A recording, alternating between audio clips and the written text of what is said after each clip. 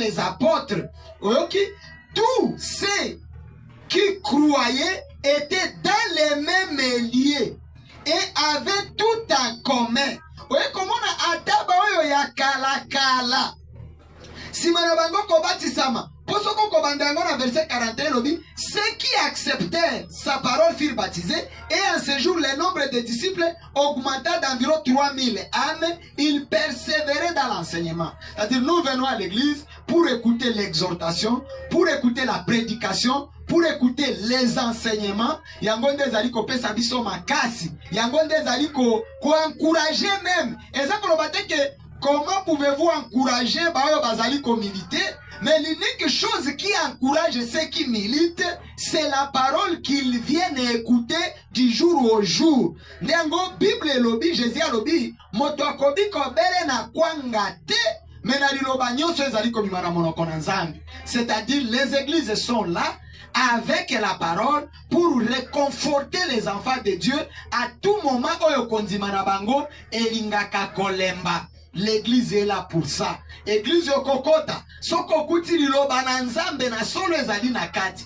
Oyo bazali kolongola te kobakisa te. Kangama na liloba na Nzambe, kangama na mosali na Nzambe wana, kangama na mobateli wana, parce que liloba ezali kobima na monoko na ye, ezali kopesa yo bomo ina seko. Donc d'une manière balayée, oyo wana nde na kanisi na bokuse ekokaki kozala e anopo na motuna na yo. Merci beaucoup pasteur. Ce que tu kota nano na teme na biso moko oyo na linga ki pe o éclaircir bandeko mosusu. Ezali pour la importance de la jeunesse dans l'église. Ces questions se concentrent sur les rôles actifs des jeunes, les défis qu'ils rencontrent et l'investissement de l'église envers cette génération. Selon vous, quel rôle spécifique la jeunesse peut-elle et devrait-elle jouer aujourd'hui au sein de l'église? Motuna munene. Motuna munene pe motuna kitoko.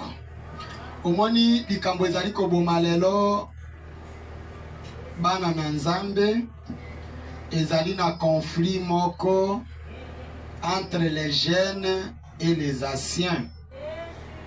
Des fois ba jeunes ba kofanda balobi ba ancien wana bazali ba vieux batailleur. Ba vieux wana basi ba lembi bazali susu na Nzambe te. Ba ancien pe na ngambo na bango batali bilenge balobi Nzambe akoki kosalela elenge te. Ba jeune wana bazali ba aventurier. Ba jeune wana posa na mokili nano ezali kati na bango. Bien aimé, sans la jeunesse, na aspect nyonso ya vie, c'est la mort. Parce que biso ba etobanda, soki tozongi ata sima, bato oyo babandisa message oyo, bazali susu en vie te. Même Branham lui-même qui est le porteur de ces messages, physiquement il n'est plus en vie. Mais il a préparé la jeunesse. Branham a préparé frère Joseph Branham. Comme Joseph Branham était bien préparé, les lois memi mokumba, il y a continuité à Mosala, oyo papa ne abanda ki kosala. Voilà pourquoi quand on est pasteur, il y a toujours que plus le jour passe, plus les années passent, plus ozo lemba. Aujourd'hui, moi, je peux prêcher pendant 6 mois du colonna et tumbelo parce que j'ai encore la force, mais demain, je ne le ferai pas. Donc, namotuna wana ekokaki na yebisa ba bateli na yebisa ba paka que ekokaki ba préparer jeunesse, pe jeunesse emiti que là-bas préparer bango. Pour elo komoko jeunesse ezali kokufa na yango lelo ezali makambo ya buyuwai. Donc jeunesse ya komi comme un je sais tout. Oyo bakokiri susu koyebisa ye ekoki kosunga ye na eloko te. Biso nyonso totanga ka Branham, biso nyonso toyebi mosakoli, biso nyonso tozali na eloko na Nzambe. Okosani Timothée banda liboso na yo c'est un ancien, aza na expérience moko muke oyo soka atikeli yo ekoki kosunga yo kotambola malamu na Mosala na Nzambe kuna lobi. Donc les jeunes bazan un rôle très important quand il y a œuvre de Dieu, quand il y a église, quand il y a Mosala na Nzambe, parce que ce sont les remplaçants directs. Bangonde bazali kopesa makasi quand il y a l'ensemble. Même papa oyo aboti bana, soki aboti bana mibali ba jeune ba zingeli, aye ba kaita bi makasi na ngai zali awa, moto akoki ko yako tumola ngai te. Voilà pourquoi voyant cela, Paul dans 1 Timothée 4 verset 12. Alobaki ete que personne ne méprise ta jeunesse. Moto atiola bolenge na yo te. Jeunesse ezali moment ekokaki kwa magazine mingi. Experience kati na makambo na Nzambe po lobi ekosunga. Na experience wana ozwaki po okoba pe na mosala na Nzambe. Nani ayebi soki lobi ba jeune oyo tozali kokamba, parmi eux il y aura des grands pasteurs, parmi eux il y aura des grands chantres, parmi eux il y aura des grandes personnalités na makambo na Nzambe. Ekokaki to encadrer ba jeune malamu. To pesa bango base ya liloba malamu. Po soki to pesi bango base te, ba kozala modèle te po même verset lobi boye. Mais soit un modèle pour les fidèles en parole, en conduite, en charité, en foi et en pureté. Et quand il y a une jeunesse, tu préparé bango pona yango. Josué alongaki parce qu'il était préparé. Élisée alongaki parce que Élie l'a préparé. Au moins, prophète nyoso minene akala, bazalaki na bato bazali ko préparer na sima. Mais c'est ça le défi du message actuel. Basien, bazolinga ko préparer ba jeune te, croyant qu'ils resteront là éternellement. C'est pourquoi kwa okuta soki pasteur moko akufi, l'église aussi, yango pe ekufi parce qu'il était le seul, il était la tête qui conduit l'église, qui conduisait l'église, oui, parce que l'église ezalaka na mutu moko, mais na entourage nyonso oyo ezalaka na yango na église. Il faut la préparation. Nakanisi motuna oyo epesinga inspiration munene ya mate ya likolo na la préparation. O soki Nzambe akosalela kabiso ngolu tokoki kosolola pe likolo na yango dans les jours qui viennent. Moi je pense que ba jeune ba ete bangonde base ya développement ya toute chose. Base ya développement ya pays, c'est la jeunesse. Po bato toyoka kala période ya Mobutu bazali susu te. Mezana bato yo bayaka sima bakotala ndakisa ndenge bango bakosala. Kati na makambo na politique ndenge moko, kati na makambo na bonzambe ndenge moko, kati na makambo nyonso jeunesse eza na place na yango munene mingi. Voilà pourquoi j'ai lu le deuxième verset kokitaka kawana na 1 Timothée 4 verset 12 nde totangaki 13 elobi boye. Alors, ozala modèle na makambo nyonso wana jusqu'à ce que je vienne. Applique-toi. C'est-à-dire, question kokaki kotuna bibo nini nde koki kosunga sikoyo ba jeune. Oui, c'est la deuxième question. Voilà. Donc, comme il a anticipé deuxième question, bon, na tiki yango po na yeba kite ke motuna wane kotuna ma atuna motuna yango nde na sosola yango malamu. Oui, quelle initiative ou idée nouvelle les jeunes peuvent-ils apporter qui pourrait transformer la manière dont l'Église interagit avec le monde extérieur? Bon, Katina, le chef de tout le monde, donc Katina Montonyoso, Nzambe apesaka 1 plus ya likabo. Soko kotanga na 1 Corinthiens 12 lobiete apesaka ba don particulièrement na Montonyoso selon ndenge Nzambe asepeli. Mosusu akozala na don ya koyemba, mosusu na don ya prophétie, mosusu don ya sagesse, mosusu parler à langue, badon neza ba makabo. Je m'excuse. Autrement na okikobenga yango na Swahili bamisu bakazawadi, bamisusu bana bamingine banasema kipaji, vile tu. Ile yote wakati Mungu iko natupatia, inaomba kuitumikisha. Il faudrait utiliser, mettre cela au service des autres. Mettre cela au service de Dieu. Comme notre journaliste qui nous parle ici, il est à la fois le directeur des chants dans l'église où je suis pasteur. Donc, comment il y a valoriser yango. Alors on peut avoir beaucoup de jeunes, peut-être kolekae, mais bafandi na bapan. Motonde apesaka eloko azali na yango valeur. Soki yo Nzambe apesi yo peut-être makoki otanga classe yo jeune. La kisa capacité na yo wana ya classe yo otangelaki kati na église, kati na baninga na yo ba jeune et apporter un plus. Tu peux trouver dans une église où il y a des ingénieurs et agronomes. Mais l'église, ils ont une source de revenus de Nyenin. Les jeunes et les femmes sont chômeurs. Si agronome, ils ont 2 ans de PC à Maël. À l'Ukaba concession, ils ont des ceux qui ont planté, par exemple, les amarante, les mouchicha, les aubergines, récolte Kobima. Et qu'on peut s'abîmer un peu bongo. Donc, on peut s'abîmer un peu pour soutenir Moussala Nanzam. C'est-à-dire, question yo interpeller ba jeune koti akati na mosala makabo yo bazali na yango. Oyo verset na lingaki na tanga elobi boye. Elobi 13. Jusqu'à ce que je vienne, applique-toi yo jeune. Paul on dit à Zoé Timothée, applique-toi à la lecture. Voilà aussi un défi majeur na jeunesse na biso ya lelo.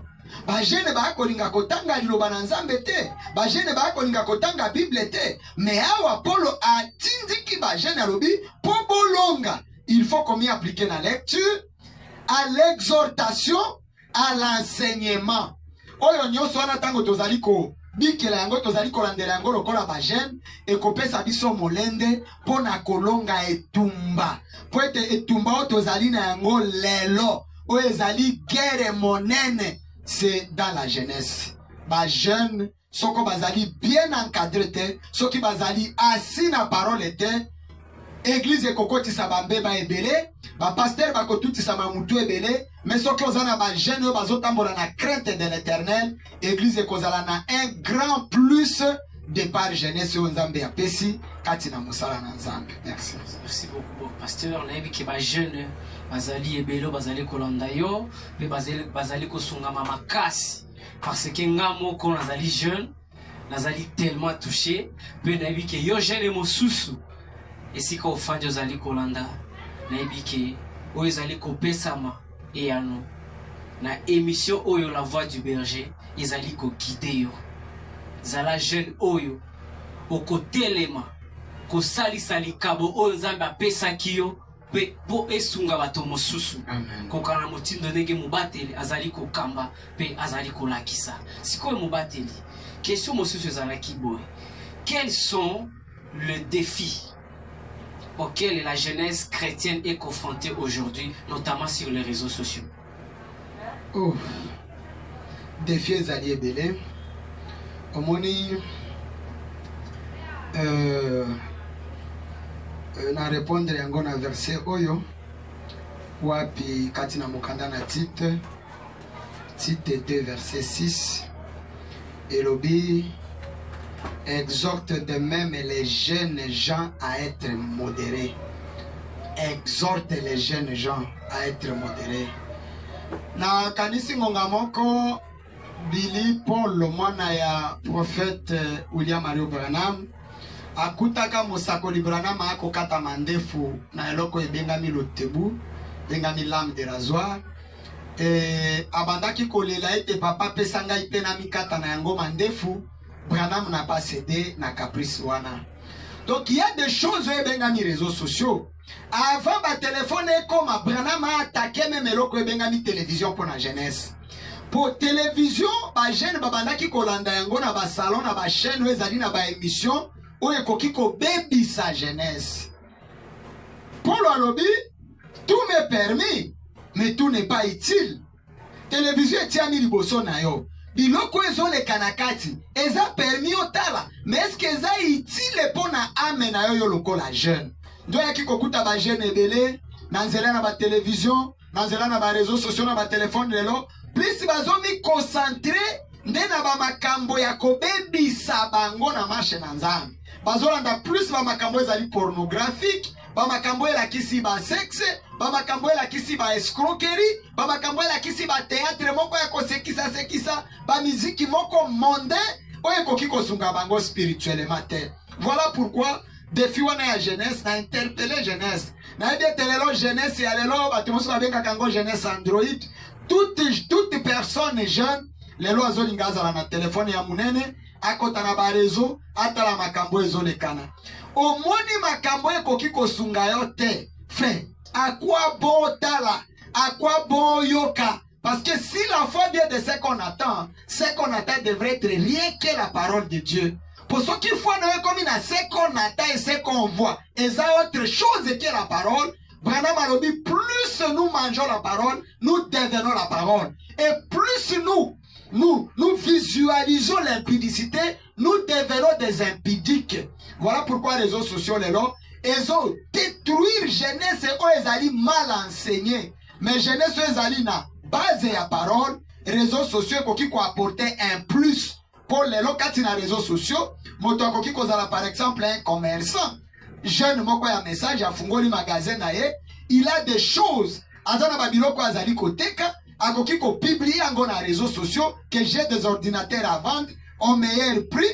Bato bakomona yango na réseaux sociaux bakotuna ye prix bakotuna ye adresse bakoya kosomba pote ye asalela ki réseaux sociaux na lolenge oyo ezali enge bene na lolenge ko ki ko apporter un plus mais na lolenge ya kobebisa te lokola émission oyo jeune nde a initié yango et permettre to propulser liloba na nzambe ba jeune bato nyonso mosusu balanda yango omoni ke réseaux sociaux ezaka kapona kobebisa te ezali pe pona kosunga na oyo akosalela yango na lolenge ya malamu na kanisi wana nde ezali mwa eyano na motuna oyo otunaki. Merci beaucoup pasteur.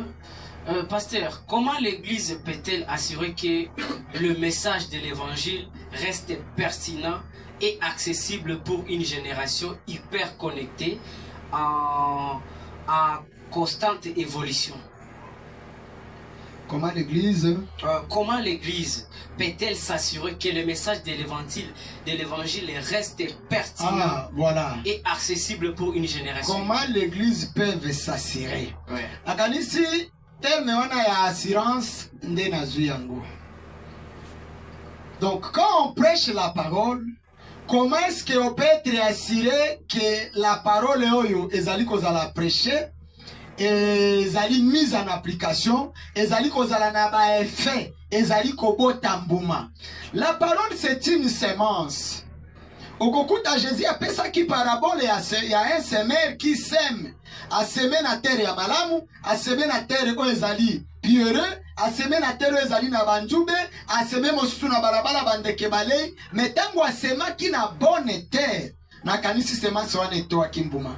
Assurance ya parole soki ezali mise en application, ezali tango ozomona bato bazo bikela liloba oyo bazali koyoka. Po soki moto azali kaka koyoka azali kobika te, je salue à passant les grands apôtres, l'homme de Dieu, l'Ifoko du ciel, wapi. Vraiment, nous les bénissons encore une fois. Nous nous rappelons à combien Ayaka Pekote a un message tabernacle. Il a chanté une chanson. Il a dit Théa, Théa, Théa. Mais Ayako Bakisalobi, Bika. Il ne faut pas seulement écouter la parole si la parole n'est pas mise en application, si on ne vit pas la parole. Il est inutile de prêcher la parole si on ne vit pas même cette même parole-là. Ndiango Branham et Kolobabi et Kokaki Mo Christo a sauté na hauteur et a vu Azali Kobika. Donc, assurance et nabiso. Assurance et un prédicateur. Assurance et à moi Nanzambe. C'est lorsque nous voyons l'impact de la parole dans la vie chrétienne.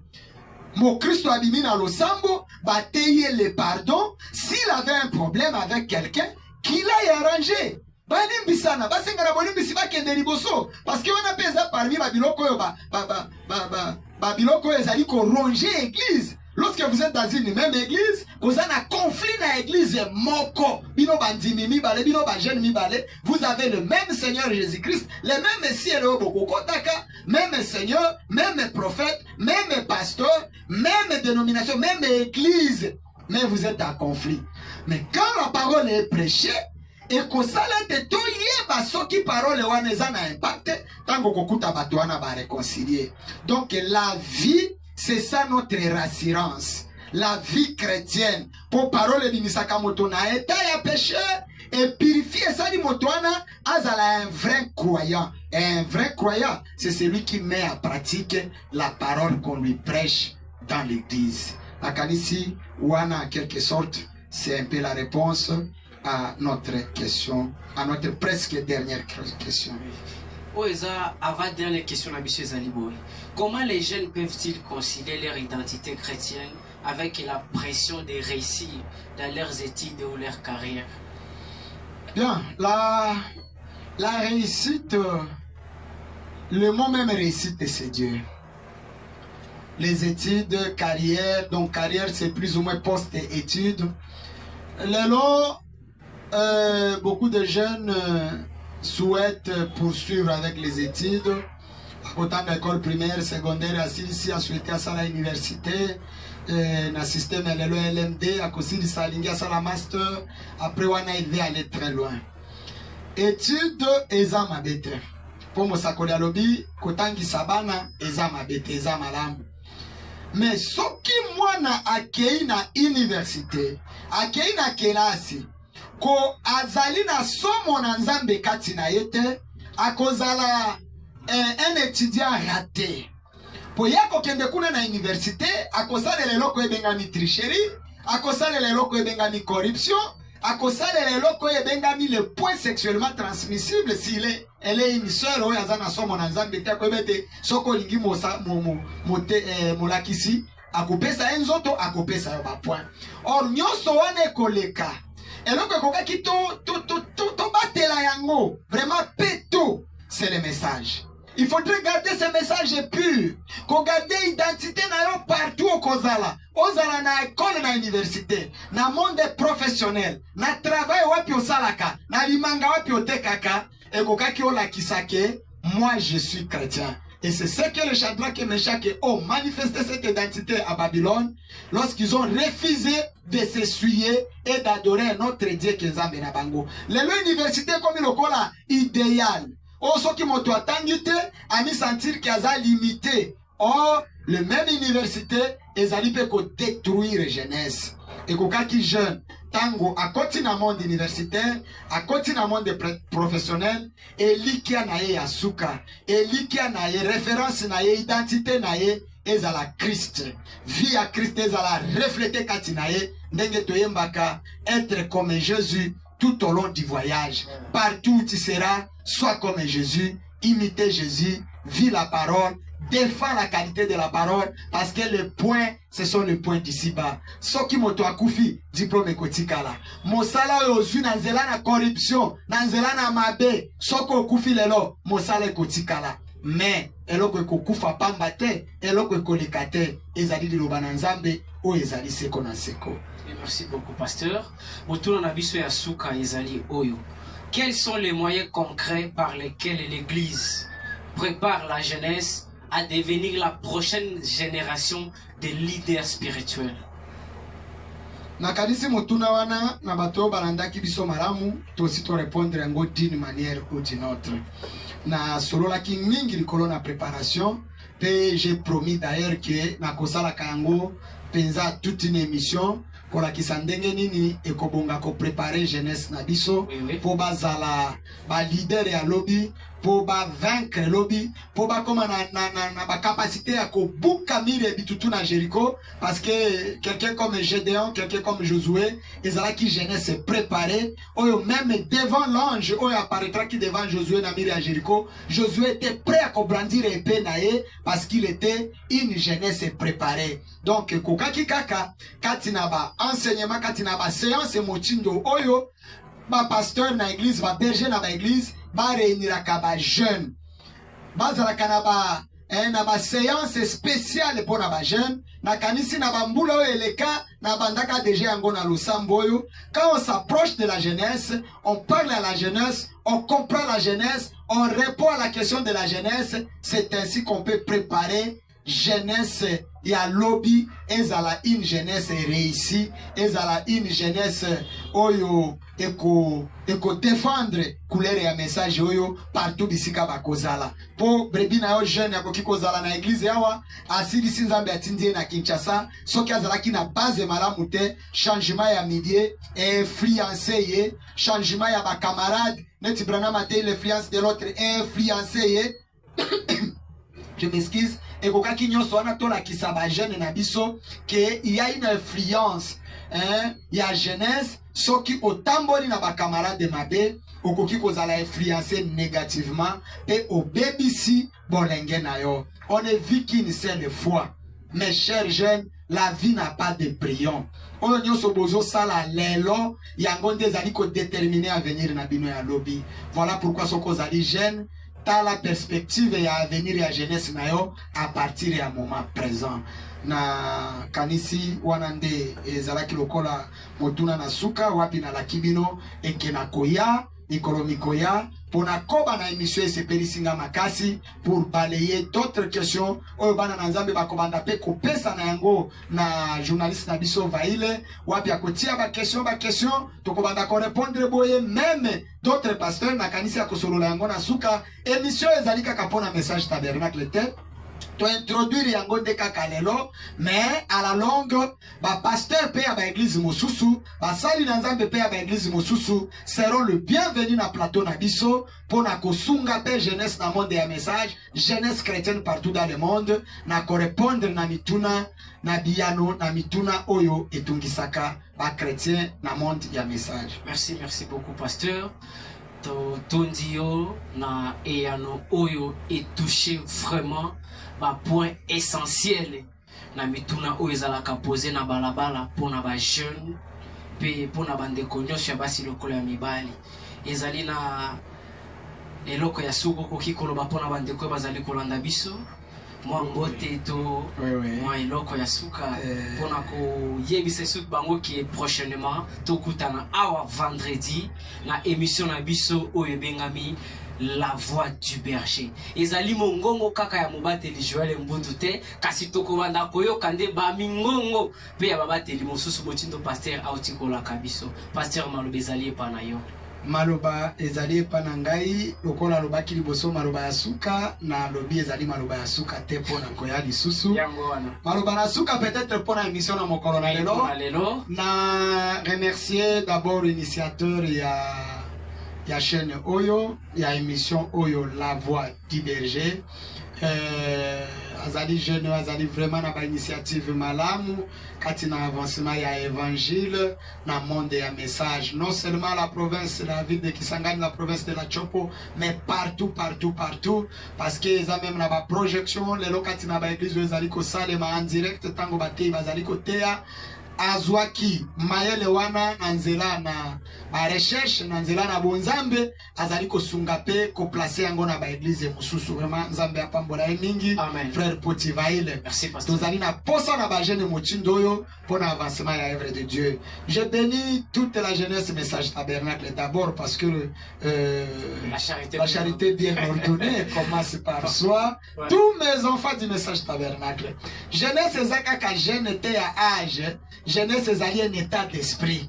Oyo lelonga na koki komilenga jeune, bien que je ne suis plus jeune, mais l'état d'esprit ezali na piko ezali na cause ya koko bakosala la nzambe. Chacun par son nom, je salue mon associé Olivier Losambo wapi azwami na tango oyo yamba mbote na pasteur na yo na pesi mbote na ba mobimba wapi esika bozwami pe tika ete nzambe apambola bino na kolonga kopata moko na kombo na ete ba ofisi nyonso ya Losambo epambolama na pamboli mwasi na ngai Sœur Joël wapi azali ko batela likabo tika ete nzambe abakisela ya mingi bambeki nyonso bavazi nyonso basungaka biso na ba prière tika ete nzambe abakisela bango ya mingi babrebi nyonso bazali ko soutenir ministère oyo na prière na bango na présence na bango na offrande na bango na badon na bango tika ete nzambe pe apambola bango mingi ya suka na annoncer na bana na nzambe que l'anniversaire de leur berger leur pasteur Joel Mbundu